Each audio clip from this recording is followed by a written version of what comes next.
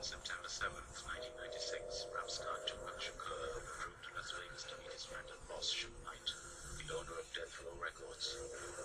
There are people who said that Tupac was not enthusiastic about coming to Las Vegas, that he had arrived late from New York the night before, and that he didn't want to make the 4-hour drive. He had promised Suge that he would be here, and he had committed himself, and so he did come to Las Vegas.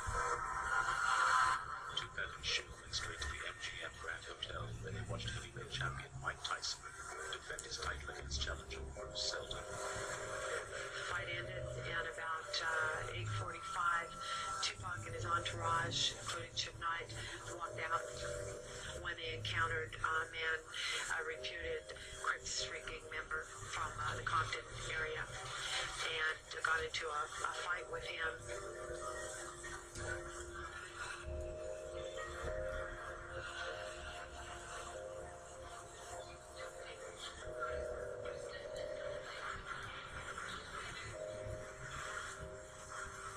For a Luxor, where Tupac changed his clothes, and then they all headed in the entourage down to Suge Knight's house in the southeast area of the valley, where they partied a little bit, and then headed back to the Strip.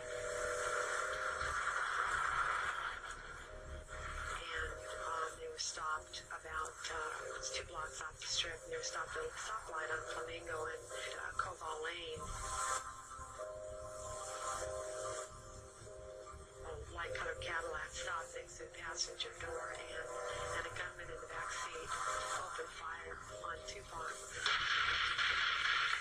and Cadillac sped away.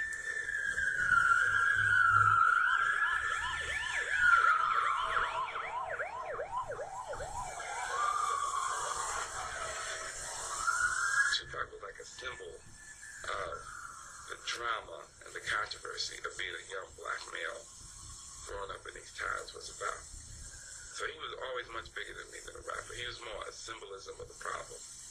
And he was beautiful as a man and as an artist, but he was filled with demons. And I think at one point, the demons just got to him and he couldn't rest. He was not at any peace, and it took him over the edge.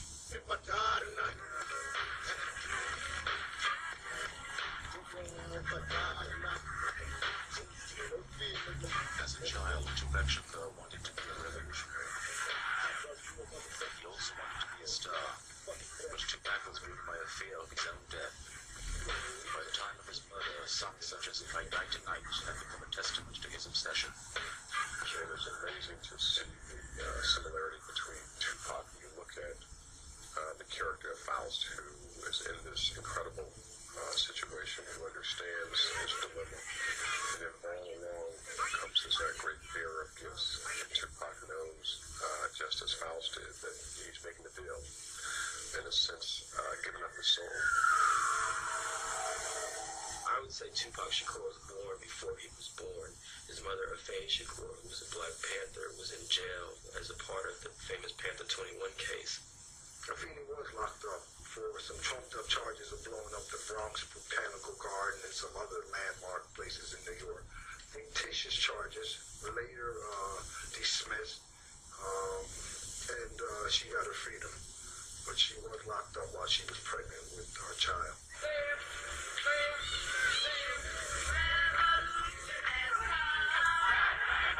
Program. Number 1, we want freedom. We want the power to control the destiny of our black community. Number 2, we want full employment for our people. Number 3, we want an end to the robbery by the white man of our black community. Number 4, we want decent housing fit to shelter human beings. Number 5. By the time Tupac was 5, the revolution had fallen apart. And so had his family. The last time I saw Tupac as a child, I was about 6. As far as I remember, I was playing basketball at the time. I was a professional basketball player. He came to the gymnasium with me, with my other kid, and his brother Malik stayed home.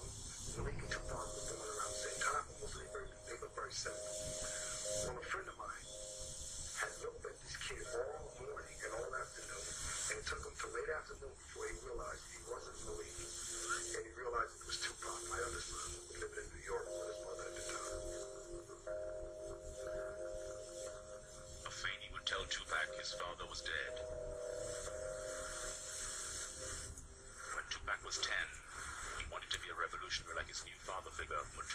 her, but Matula was wanted by the FBI. I think that I told him that this was not the end of it, and we're going to be all right. I'm just going to handle it this way, and it'll work itself out. And he said, okay. And he had, his eyes were running a little bit, but he never broke and cried or anything. He always said I would be around, and I think that me leaving, left a void, left a void.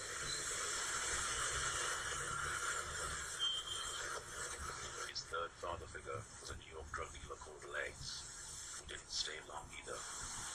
Legs died on the street, but not before introducing a fade to crack cocaine. Fade would call Tupac the Black Prince of the Revolution. She would tell him, black is beautiful. He said he was teased a lot for being quote-unquote pretty, and I think Tupac felt very insecure early on about the long eyelashes and the thick eyebrows and the eyes that were just kind of, and he said it. He felt a lot of times that he was dirty, that he was nothing, he was just a bummy kid. And being famous would empower you, make you feel like you're something. And Tupac wanted to be something. He needed a new life.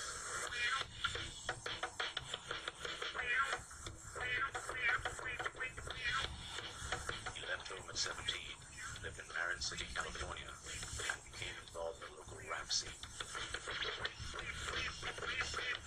Through rap, Tupac would find a term to describe how he felt about himself and the world around him. Thug life. In society, you condemn me already, because I'm already outside of your law. Everything that you do, everything that you say is a part of the law, goes against my nature, or goes against what I believe in, or goes against what's common for my cause right now. So I'm already out. I'm outside of the law. And as soon as you step outside of the law, you're considered a thug. So I'm living a thug life. Tupac said to me that thug life, he said as many, years that in 93, 94, that thug life meant the hate you gave little infants, fuck everybody.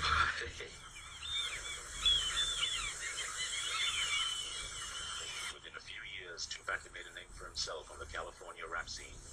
He signed to Interscope Records, and they released his first album, Tupacalypse Now. America, I charge you with the crime of rape. Songs like Words of Wisdom would present a politicized Tupac, enraged by racist America. Kind of like a militant, willing to do anything for black people's freedom, speak the truth regardless of the consequence. And you have to serve the consequences for your evil scheme. His persona was like tapping from his, Black Panther past. But Tupac, the political rapper, was proving unsuccessful. Then Hollywood stepped in. The whole Tupac thing really gelled was when he performed in Juice as Bishop. That was when the persona started to take on a life of itself. And one line from the film would define Tupac's new image. I'm crazy, but I don't give a fuck. Tupac said to me after Juice, he felt he could go to any ghetto in America and get love. Yo, Pac, man, yo, son, your shit is the bomb, kid. Dog, it's all that, man, you know what I'm saying? And that made him feel good. He started making friends in high places. In New York, he met an up-and-coming rapper by the name of Biggie Smalls. For Notorious B.I.G., Biggie Smalls, Christopher Wallace. I'm going back to Cali. Me and Tupac had a lot in common. I mean, they were young. They liked the lifestyle of being a hustler in terms of girls, the flash, the money. I'm going back to Cali. Tupac would also meet an aspiring young producer named Sean Puffy Combs, who introduced Tupac to Andre Harrell. The way he introduced Tupac to me and walked in my office, it was almost like person in my life, Tupac, who helps keep my head level. And I think you should need somebody like this. And that's the way he brought it to me. Because Tupac had that attitude and that air, but when he came in my office, he was just being a nice young man. He got the respect to Thug Life. And I thought that Tupac was peace. And I also thought that Tupac was wild. And I said, wait a minute, I thought Tupac felt he had something he needed to prove. He got to tattoo Thug Life on very excited about it. He said, man, I want you to see this tattoo. So I saw the tattoo, and I said, what have you done? To my brothers, stay strong, keep your heads up. They know we fed up, but they just don't give a fuck. He was now Tupac the Outlaw, with songs like the inflammatory I Don't Give a Fuck. Tupac's rage would prove contagious. When a Texas teenager shot a policeman, his lawyer blamed Tupac's music.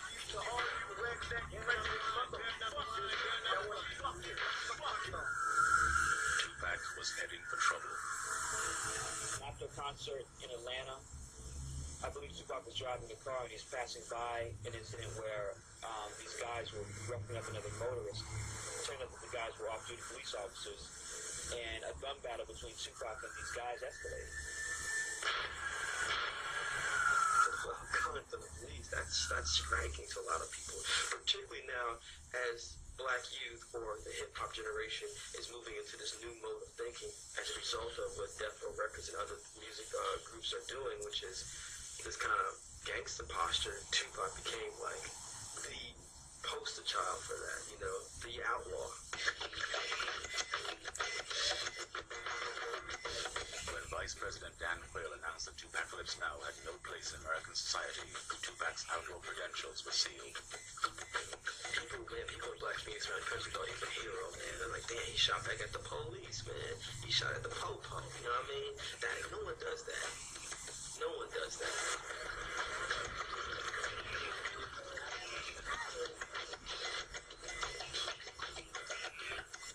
He would start meeting real gangsters.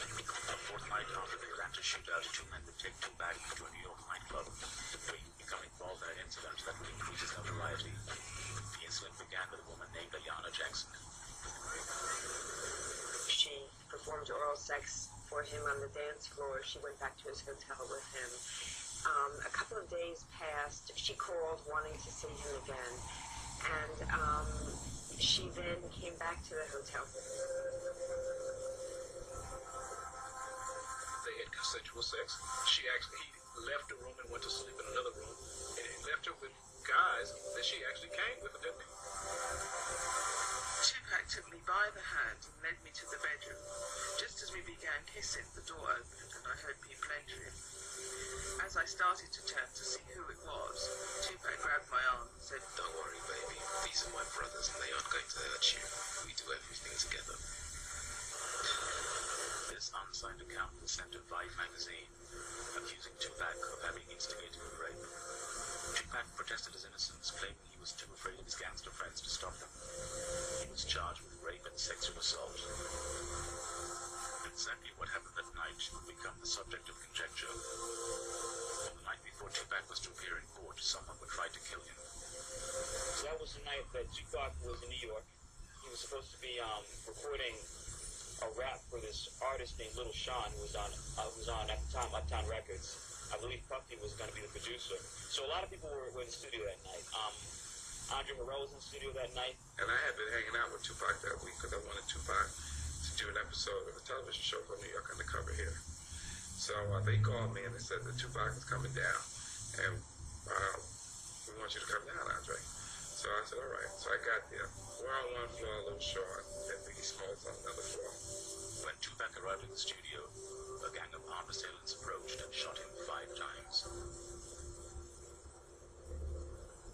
Tupac comes up the elevator and he's upset. And I'm looking at him like, trying to figure out what's the matter. And he said, then I look at his head and he's bleeding. And then he said, he just got shot. So he's taking off his coat and he's looking around like, who did this? And I'm like, I'm standing in the front, almost like, when he gets, I'm like right there, and I'm trying to, calm him down. And I realized, oh, my man is in shock right now. He just got shot.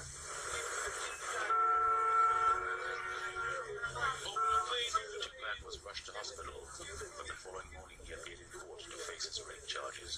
I said, Tupac, get up, get out of that bed, get up to that courtroom, so that jury come out. You want the jury to see that you don't disrespect them.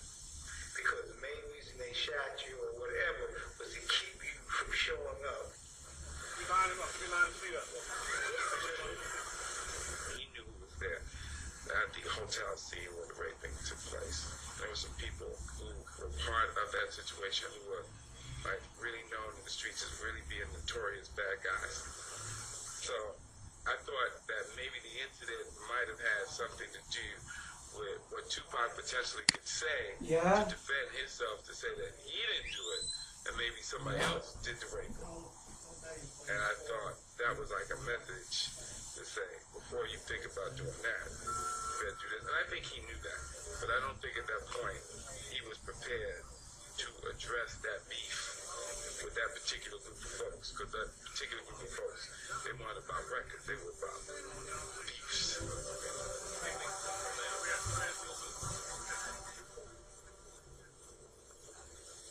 Tupac Shakur was convicted of a third-degree felony, which in many respects is a very minor crime. In New York, he was not convicted of rape, as some people say. He was not even convicted of any kind of sexual assault. It was a third-degree offense, and the judge gave him what I thought was an outrageous sentence for that. He was scheduled to spend from 1.5 years to 4.5 years in prison. The court ruled that Tupac had played at least a minor role in the rape of Ayanna Jackson. He had forcibly touched her buttocks. Tupac was sent to a maximum security prison, and when the charges against his gangster friends were dismissed, the press wondered whether Tupac had been set up for having shot two policemen in Atlanta. I look guilty. Tupac, are you guilty? Hell no. You said you're not guilty, Tupac? Everyone's not guilty. You know what's interesting to me about the whole Ayanna Jackson thing is the fact that Tupac went to trial. You know what I'm saying? The other two guys didn't. Tupac had his lawyer, Michael Warren, you know, who's here in New York City in Brooklyn, great lawyer, brilliant lawyer. And the other two guys got some other lawyers, you know, Police Benevolent Association lawyers. And what I say to people, whatever happened to the other two guys, whatever happened to those cases, don't know, man. I have no idea. I look guilty.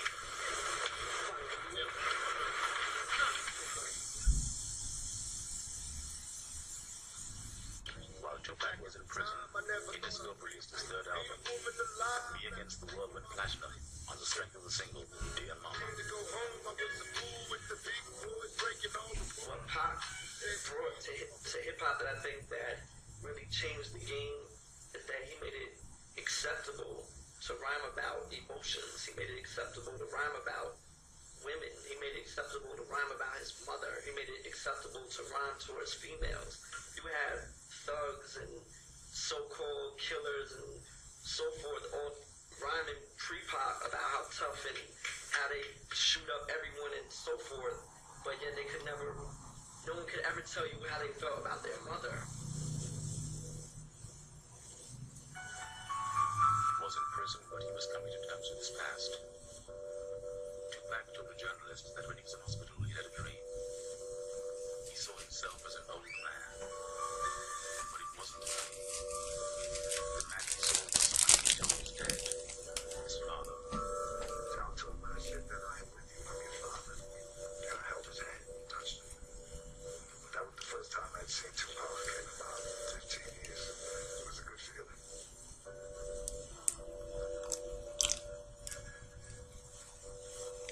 The first time I drove up by myself, it cost me $200. I got a speeding ticket. I couldn't wait to get up to prison to see my son for the first time. You know, getting to talk to him consciously. But they were very hard because I knew that my son at 3 o'clock every day would be put in the cage 6 by 9. And to know that you, a part of you, is locked in a prison cell for something that he did not do was a very hardening experience, and it really bothered me. He kind of felt that he could make out and put on paper what he had been putting on paper, because that was a more spirit thing that came from a drive that allowed him to do that. But being locked up and having your spirit locked up also can take away from that creativity.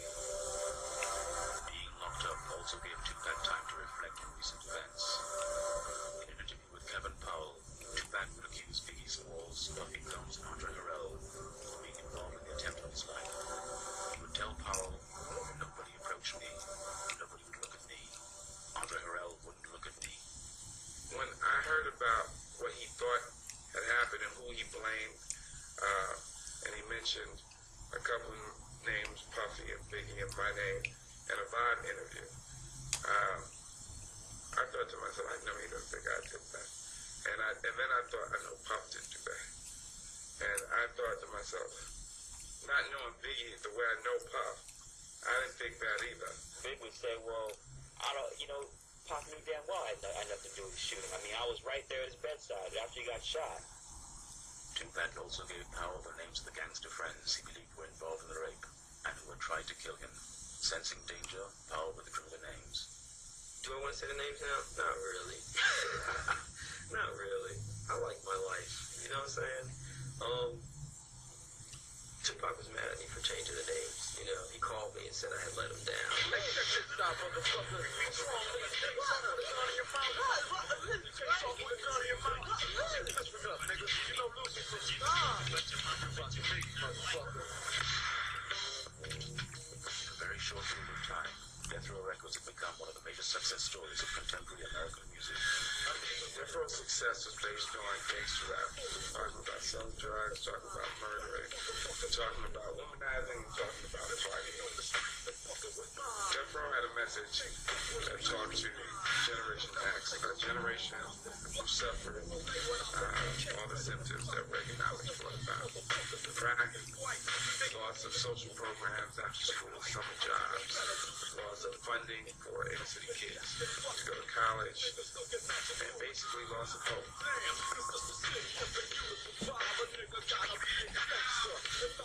Death Row was really about bringing some real violence to the table. They talked tough, they was gonna be tough. It wasn't about creating a piece of art and a piece of fantasy. It was really about reflecting a lifestyle they were leading on records, and they were prepared to bring it to the forefront at any moment. Suge Knight formed Death Row with gangster rap producer Dr. Dre, and with an alleged loan from jail drug dealer Michael Harris, Suge made gangster rap a multi-million-dollar business. When Tupac goes to jail, and he has nobody out really looking out for him. I mean, in terms of not emotional, not like people that don't care about it, but people that can actually do something for him. Here comes Suge. Suge basically I've always admired you as an artist. I think you're incredible. You need to come to our label. You can really blow up. And what do you need? You need to get out of jail? I can bail you out. Because the big issue was that no one came forth to put up the money, Well, that's not true. People were trying to raise the money, but Pac didn't have the patience to wait. And Tupac was desperate to get out. Rumor had it he'd been raped in prison. Because I asked him, were you raped in jail? It was the first time he was hostile toward me, completely hostile. It was like, motherfucker this and motherfucker that, he said, if I could take fucking 5 bullets, why the fuck would I let some motherfuckers bend me over and fuck me in the ass? What the fuck is wrong with you? You know what I'm saying? It was hostile. It was angry. It was bitter. I think in his twisted logic, the only way that he could dispel that kind of notion, even if it really, really happened, is to be with the hardest, the roughest, the baddest motherfucker in the music industry at the time, Suge Knight and Death Row Records, because everybody was afraid of Suge. Everybody. It's difficult to answer why Tupac was signed to Death Row because we disagree. He leaned over and he said, I know I'm young and I'm impressionable. That's what you think. I know I'm selling my soul to the devil. I see this as a temporary move. I believe I can survive this. In exchange for his freedom, Tupac would join Death Row's roster of gangster rappers. Tupac promised Suge he would become the label's biggest and most important artist. Suge bailed Tupac out, and after 11 months in jail, Tupac was on his way to a new life with a man in a red suit.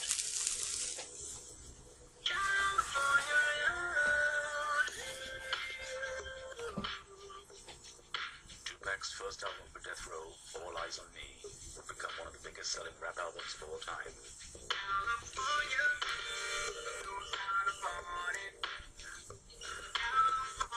California Love would become one of Tupac's biggest singles.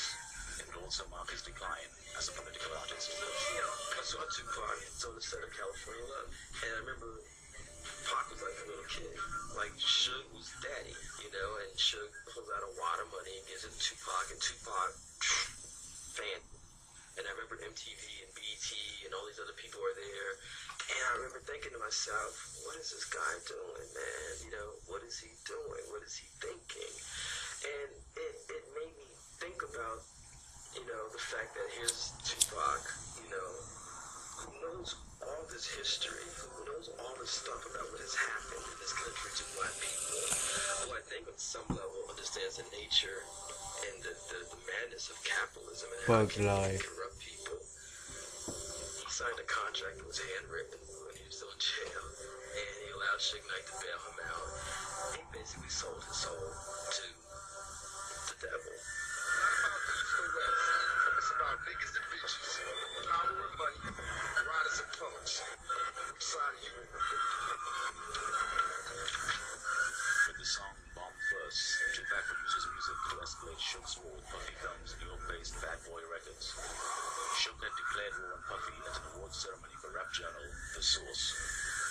What happens at the Source Awards is that Suge comes on stage dressed in red, you know, which, if you know anything about LA, is a political statement, basically saying that he's down with the Bloods. And he says, if you're sick and tired of the CEO of your record company appearing in your videos, rapping on your records, and I can't remember his exact quote, come step to death row. What he was saying was, it was almost a direct message to Biggie and the other artists on Bad Boy. If you're sick and tired of Sean Puffy Combs appearing on your albums and rapping and doing the things that Puffy's known for, then you need to come step with us. You need to come step to a real record company. And so everyone in New York and in Sean's entourage saw that immediately as a challenge and disrespecting the quote-unquote king of New York hip-hop.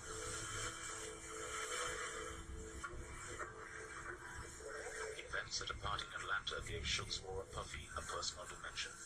They come to the party, there's a lot of beef between the entourages. A scuffle ensues.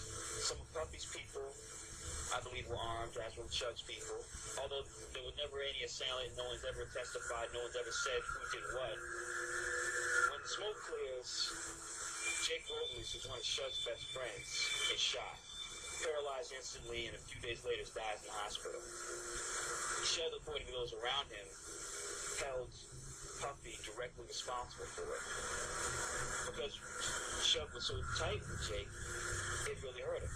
It hurt him deeply, and that's where the anger and the hatred started to come in. Tupac joined the fray. After all, he and Suge had the same enemies. There was the incident with Mark Anthony Bell, a record promoter from New York, who came out to LA, and allegedly he was tied to a chair and interrogated about a number of things, including the address of Puffy Combs and some other. Suge is supposed to have urinated into a bottle and forced him to drink it, and he was beaten up very badly. And Tupac, I don't know what part Tupac played, but he was in the room.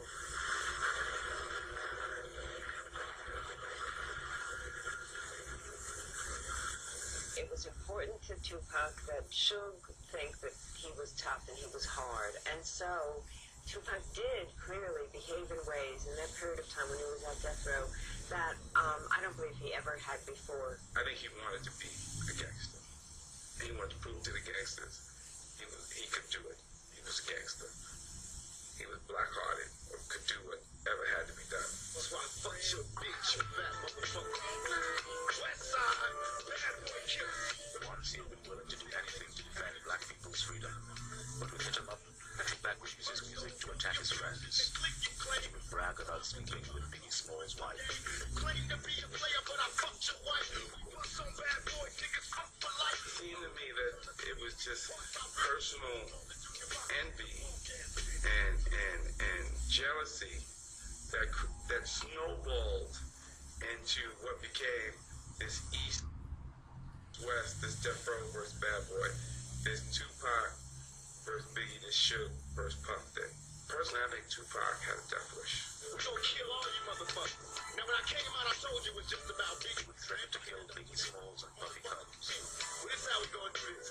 Fuck Mob Deep, fuck Biggie, fuck Bad Boy as a staff, record label, and as a motherfucking crew. And if you want to be down with Bad Boy, then fuck you too.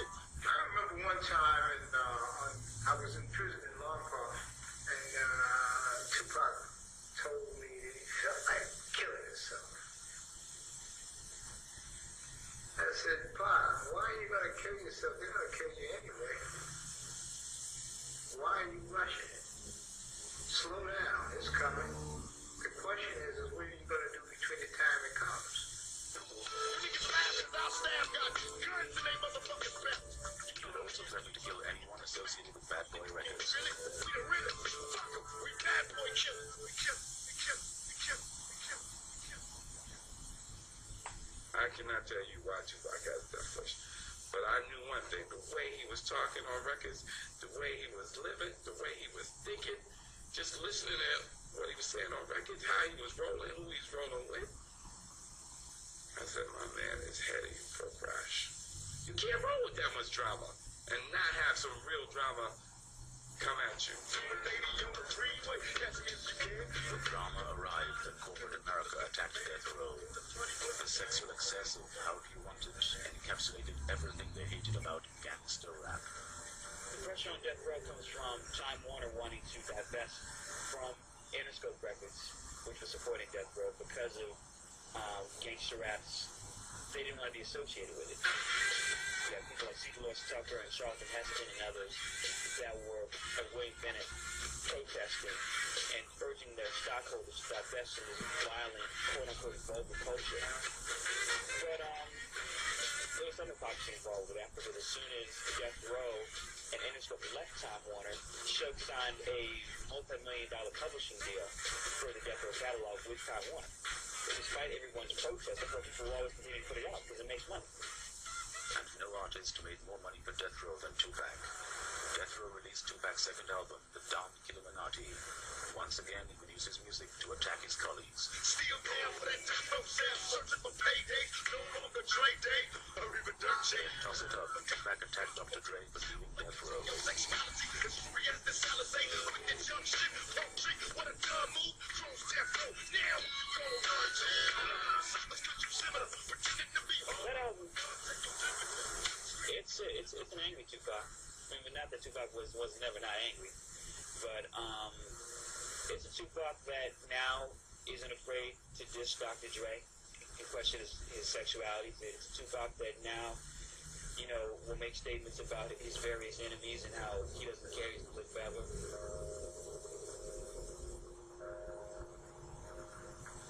He had just turned 25. He'd been shot 5 times and lived. He'd fought the law and won. And sold his soul to Suge and become a star. On November 7th, 1996, Tupac had every reason to believe he could live forever.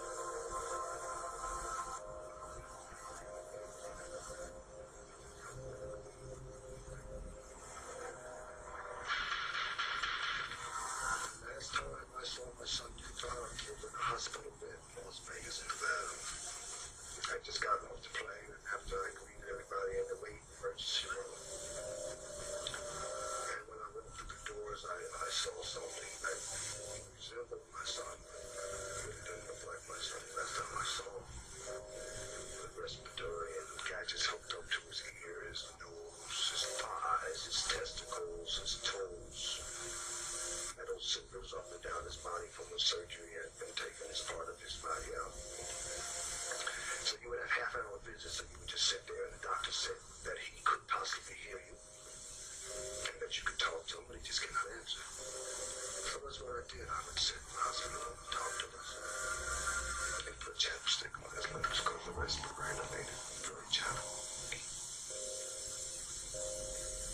When Tupac died 7 days later, I think there was a belief that he was a rich man. I think that he believed he was a rich man. He made a lot of money, but the money didn't necessarily benefit him. The way it was handled and the way his contract was, he, whenever he needed anything, Suge Knight and Death Row would throw money at him. If he needed some money for a weekend, they'd throw $1,000 or $2,000 at him. Apparently, he didn't even have bank accounts.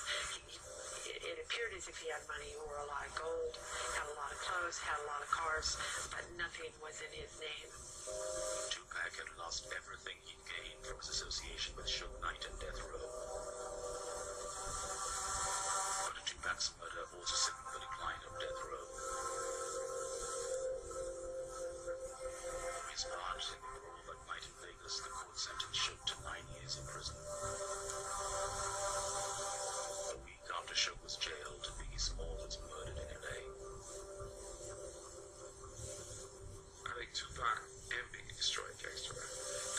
was two of the biggest, brightest rap stars we had ever seen, all in a swoop of madness in a short period of time, just as they were really starting to evolve as personalities and really penetrate mainstream America.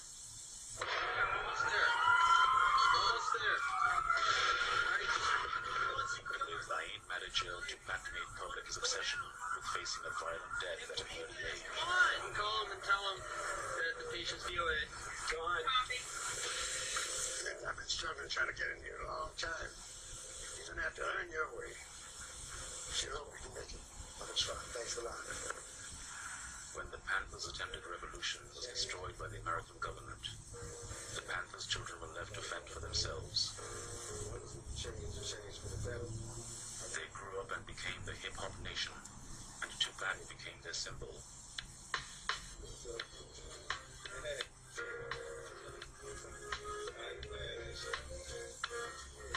He gave voice to their rage and personified their fractured, radical past.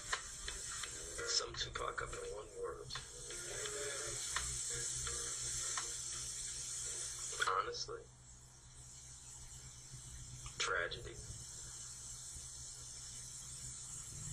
Fucking tragedy.